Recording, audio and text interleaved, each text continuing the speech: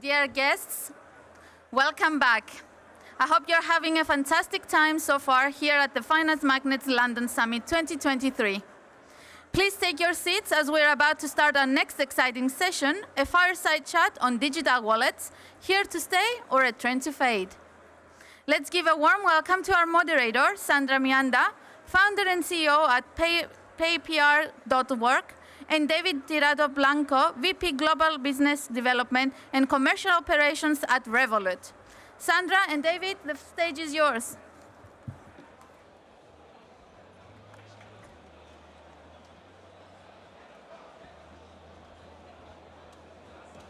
Oh, thank you. Thank you. Good afternoon, everyone. I hope you guys can hear us well. It is quite noisy, so I will try to talk through that. It's a real pleasure to be here with you today. So today we're going to have a very interesting fireside session with David. In today's rapidly evolving landscape, digital wallets are dominating the scene and becoming a standard of pillar in finance. What was once a straightforward financial tool is evolving into a sophisticated instrument. There is no key player in finance today without a digital wallet strategy. And of course with good reasons. From open wallets designed to support a wide range of payment mechanisms, making them versatile and adaptable, to closed wallets with brand-specific features, digital wallets are expected to exceed 4.4 billion globally by 2025. This is also going to reach about 5.6 billion or 65% of the global population by 2030. So that would be using effectively digital wallets. Of course, it is not just about the figures, it's also about the evolutions of those instruments.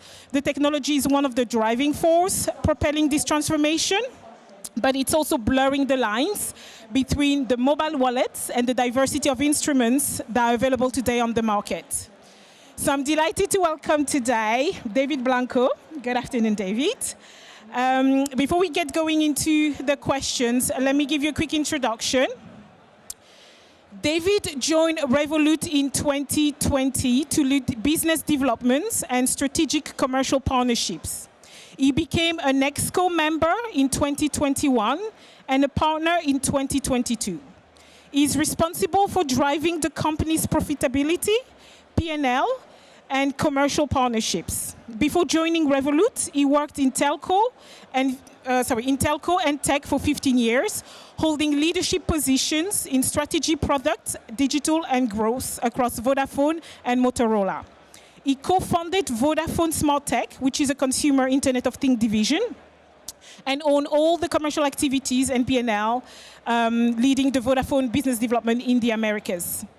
He holds a master's in telco engineering from Politecnica Madrid and TU Berlin, and an MBA from Inside. Good afternoon, David. Nice to have you here. Thank you for taking me here. Yeah. Amazing. I just want to make sure that you guys can hear us, because even me talking, I'm struggling to hear myself. So if I don't see any hands raising, I guess we're in the right tone, right? Good. Okay, cool. So to get started, let's define the context of digital wallet, right? They're being called digital wallets. They're being called smart wallets. They're being called, what else do they call them? Well, mobile wallet. That's right. Like, e-wallet, you name it, yeah. Exactly that. So those terms are quite often used interchangeably. So what would be good is probably to start with defining the context and what actually is a wallet from different segmentation perspective. Do you want to take this on, Dave? Yeah, look, for me, I think there is a little bit of, noise in the industry. And the way that I see it normally is that you have digital wallets, which are kind of, the main concept, which is where it all started.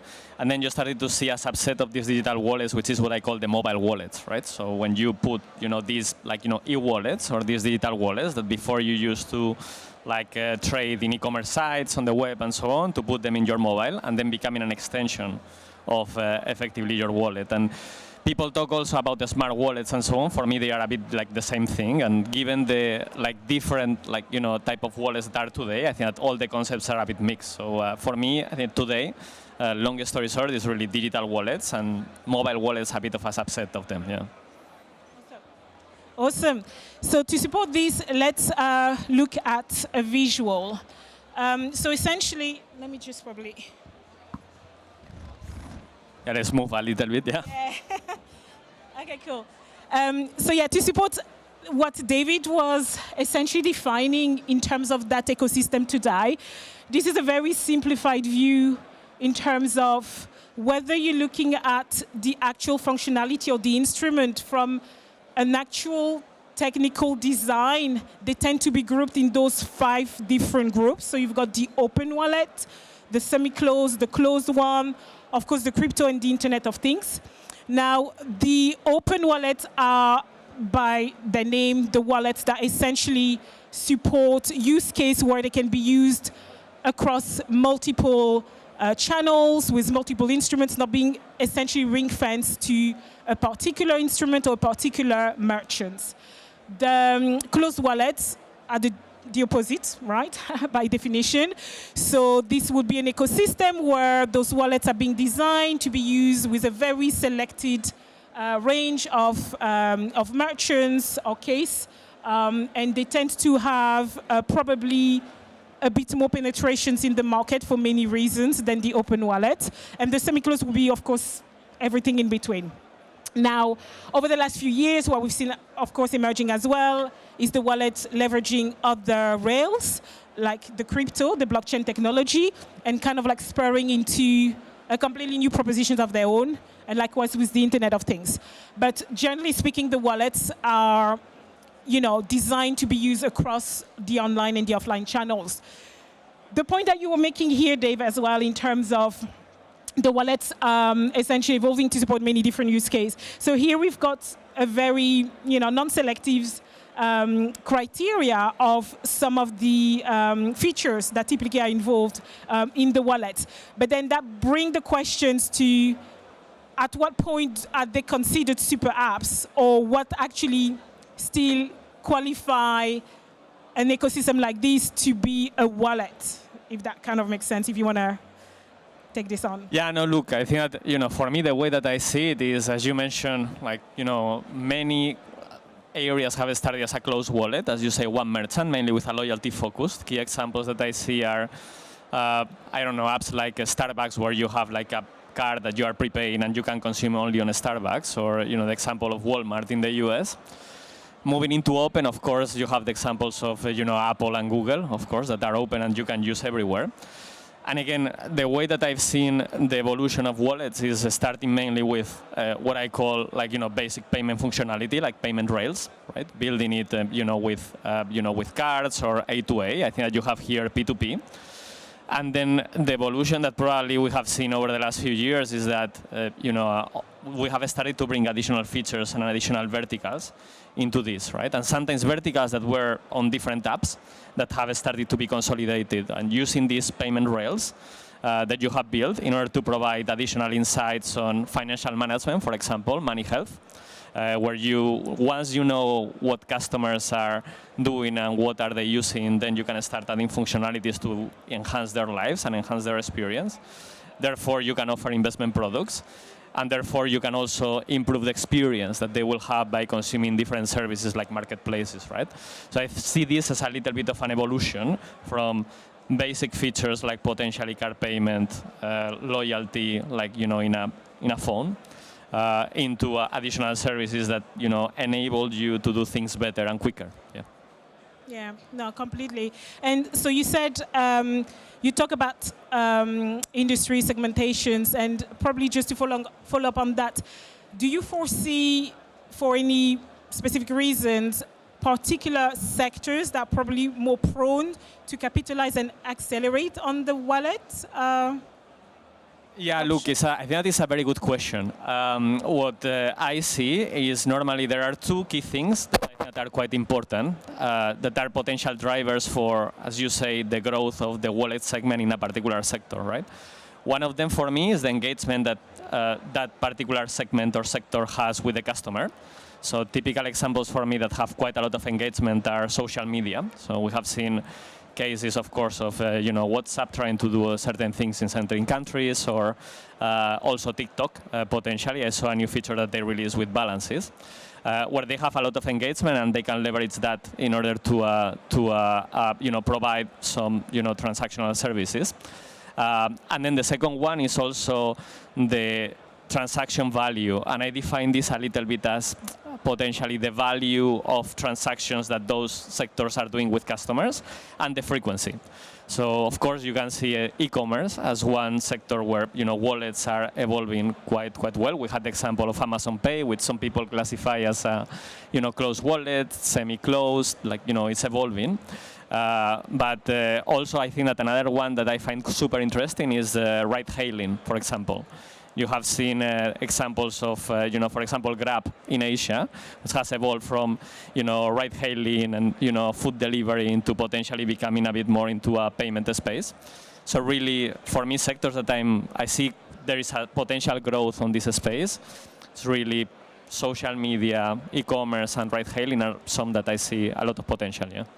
Yeah, no, interesting. And I think with the point around consolidation, that also bring all sorts of questions around the use case, to your point, right? So whether you're looking at open, semi-closed, or closed wallets, they will tend to have been designed to work in specific rails. So cards being one of the predominant rails that are being leveraged in the wallet. Of course, they've been evolving. Now we've got non-cards, QR codes, and all sorts of other instruments. There's a lot of kind of, not confusion, but there's a lot of assimilation in the industry whereby the cards are being put on par with the wallet as being potentially an instrument that's going to cannibalize the card and essentially make the card disappear, the physical card.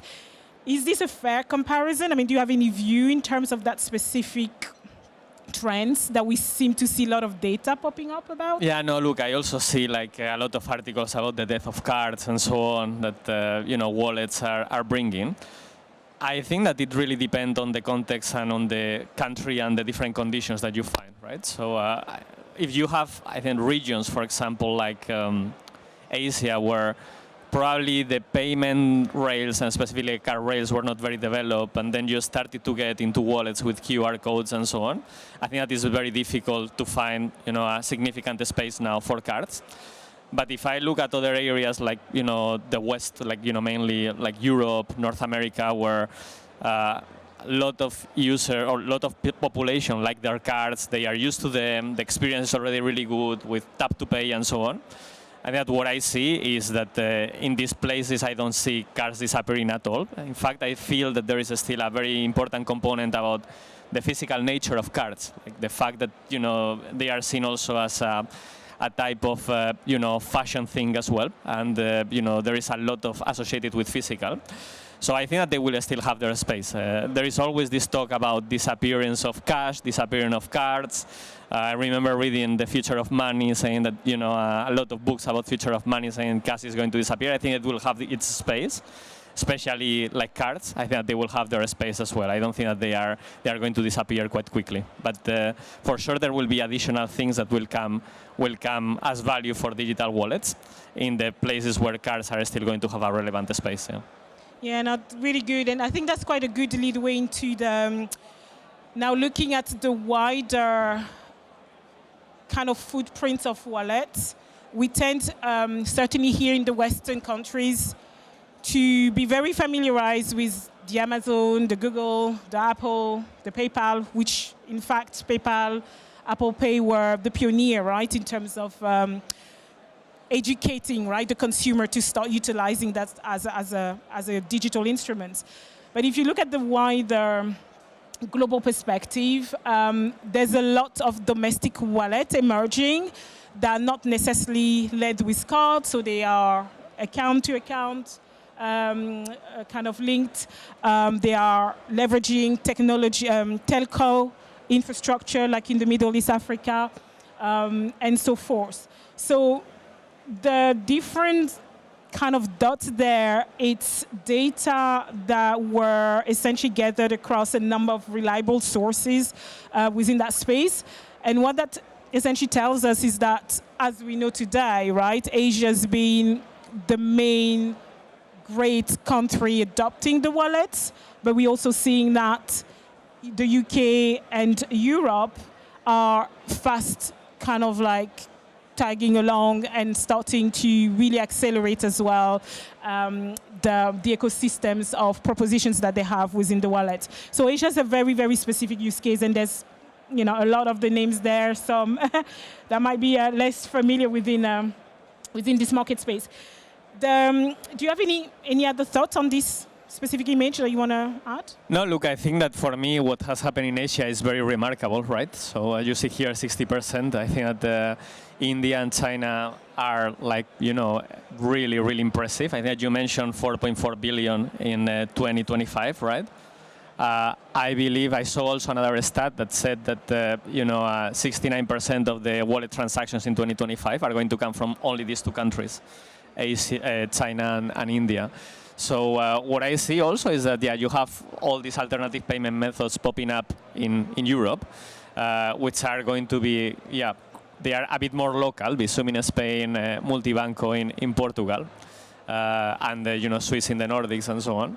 And what I see is that they are going to become, there is going to be a little bit of consolidation and integration, hopefully with those, and also integration into other fintechs and other apps, right? So I think that the market is converging to using all these in a very efficient and effective way, and the dynamic in Europe is a little bit different, together with also the US, I would say. And as you say, for me, what is more relevant as well is Middle East and Africa and also South America is the relevant that telco operators are playing. I have, of course, the M-Pesa example close to my heart after 10 years in Vodafone, because I work in the division that was rolling it out.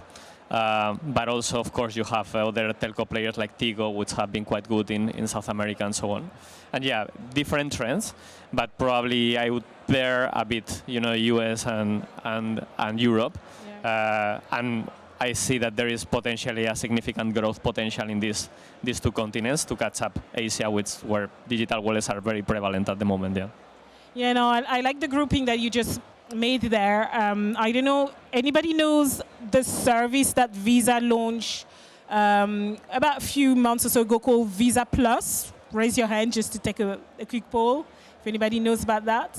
Okay, so this is probably really tapping into the compatibility and the consolidation, point that you're making here, in the sense of when you see that ecosystem of wide and diverse wallets, that begs the question of, is there a need effectively to be able to have a sort of connectivity whereby transactions can actually transit across those different ecosystems, right?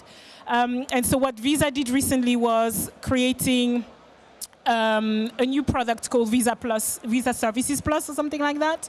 And it's essentially enabling the transactions to be initiated, say, from a PayPal wallet to, say, an Apple Pay, right? So it's kind of like starting to tackle the interoperability about the wallets. That's also being seen as one of the main challenge, along with the actual processing side of things in terms of the adoption of wallet in Europe.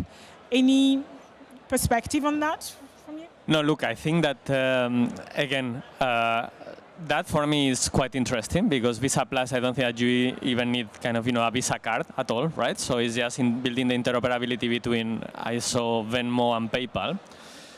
So I think there are going to be more developments on that sense of building interoperability between semi-closed wallets or closed wallets and open wallets. I also saw the same players. So I think this is becoming a trend. That's why I'm referring it. The same players making an announcement as well about integrating their cards, Venmo and PayPal, into Apple, right? Recently, I think the team shared it with me. So I think that this is a trend that is going to start popping up of players that were a little bit more on the fintech space and on some payment space, trying to get a little bit more interoperability. It won't happen overnight. I think that they are going to be quite clear on what segments do they go and how do they go, and making sure that they keep their value proposition very solid. But I think that's probably the future of the industry, and it's like it presents some challenges, but also a lot of opportunities as well. Yeah, correct. So we're talking a lot about the wallets, and these are pretty much defining themselves as being wallets. But we also touched about super apps, and there's actually another session today precisely on super apps, so we're not going to steal their thunder. But I guess it's also important to further elaborate, right, around that super apps ecosystem. So for me, and I don't think in the industry there is so much of a black and white answer to some of the evolution, because I believe as things evolve, the industry is actually figuring things out and boxing those models into, the most relevant part of the ecosystem. My perspective on the actual wallet versus super apps, for me, the primary use case on the wallets are payment driven, right? It is essentially some form of instruments that facilitate that money coming and sending and receiving back. The super wallet, which you don't really have, to my view, represented here, right? So this is very much super apps. They stem from actual non-payment use case, and then they branch into payment as one of the components, which the wallet are doing the other way around, right? They start from the payments, and then they start servicing wider use case. And in the end, you could argue that certain super apps are borderline a wallet or smart wallet, as the industry like to call it today. But that is not necessarily, black and white, sort of answers. But what we also have, and I know here it's an FX show today, and there's a lot of the crypto, wallets relevance, the Internet of Things as well here. Maybe, do you see, not going into the details of the crypto, but this new ecosystem that is certainly proving and bringing some new benefit and layers into the use cases? Do you have any thought, or do you see any interesting collaboration maybe where that could branch into mainstream? Because crypto and IoT are very, very specific, right? They're not mainstream. But if you have any thoughts, any use case, or any collaboration that you see that could start bringing those worlds converging into standards? Yeah, no, look, I think that the analysis that you did on, super apps coming from non-payment and both worlds converging is quite right. Again, the way that I see at least crypto is like, blockchain-enabled payment technology, right? And I think that the fact that, it has quite a lot of benefits in terms of trust and decentralization and so on, for me, it's another rail, right? There will be people that would be more keen to use it or less keen to use it. But I think that I see significant integration of it as like another payment rail, potentially for digital wallets that are keen on doing it, right? On IoT, again, it's very close to my heart because I worked 3 years on it, building data lakes and looking at how machines could, extract information and, send that information through 4G networks and see what could we do with this information. I found really fascinating the fact that you can put potential wallets, closed or semi-closed, into machines, and then they can execute automatically transactions. So I remember I was looking at a lot of applications for smart home, in which, the fridges were able to detect whether there was enough beer in the fridge or not. And for me, the idea that you can have a machine like a fridge with a wallet of certain money that can automatically reorder to the supermarket based on the fact that it's detecting that something is missing is quite insightful, right? So I'm quite interested seeing what IoT applications you can link with wallets. And of course, on the crypto space, I think that there is also significant applications on how blockchain can be applied to different rails. But I see it more on the payment space as well. Yeah, that's interesting on certainly the IoT development. And probably another quick question for you guys, because there's certainly part of that IoT integrated in our day-to-day tools that we're using, right? The Amazon Alexa and stuff. Anybody is actually using as experience, utilizing the wallet through an IoT sort of smart device, items at home? I'm sure there must be some people. No? Okay. So we are all fairly new in that same ground, so that's, very interesting. Now, when we talk about wallets as well, what we're also seeing that's, gaining a lot of focus is the identity side of things, right? That are essentially purely being used to facilitate authentication, authorizations, right? And there's, of course, major initiative of government level, right, to, again, bring that into standard where a wallet could be a unique, recognized, digital, element or instrument that can be used across multiple use cases to prove your identity, to authenticate, etc. So without necessarily talking about specific initiative, any insight on the digital identity authentication side of the wallets? No, I think that is also an area which I see as being quite interesting from the customer experience perspective. So I don't think that it requires a lot of technology. At the end, is having a number of documents that you are using for activities like traveling or identifying yourself and so on, embedded into your wallet.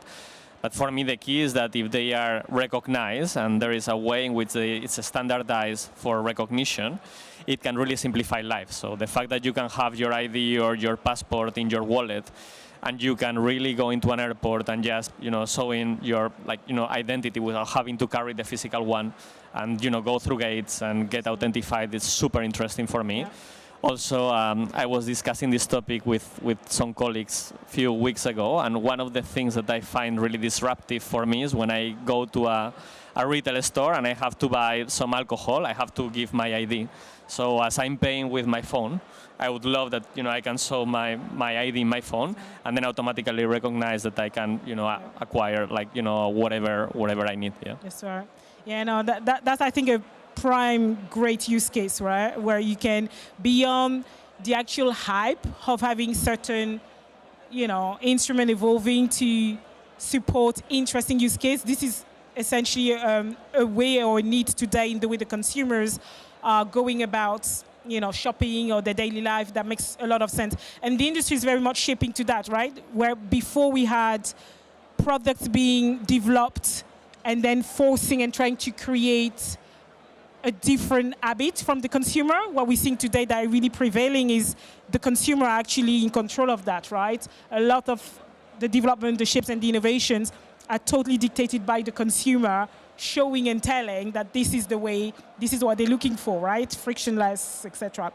So we are actually getting to the end of this. So let's probably wrap up talking about any upcoming trends, technology that you see on the horizon as well that are emerging, maybe something that we don't know yet today, I don't know.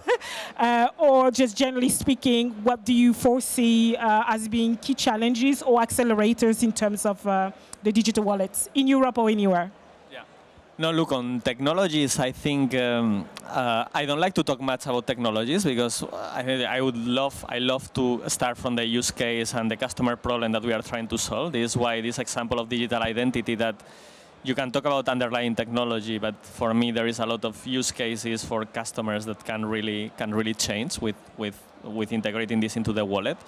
If I have to highlight, of course, there is a lot of hype around AI and what it can bring. I think we have been seeing quite a lot of machine learning and different models in wallets for a big time, but the improvements that I'm seeing recently probably can bring quite a lot of improvement in the experience of customers around personalization, about also potentially easy things that can get better, like chatbots and so on, that are kind of key components of support for digital wallets.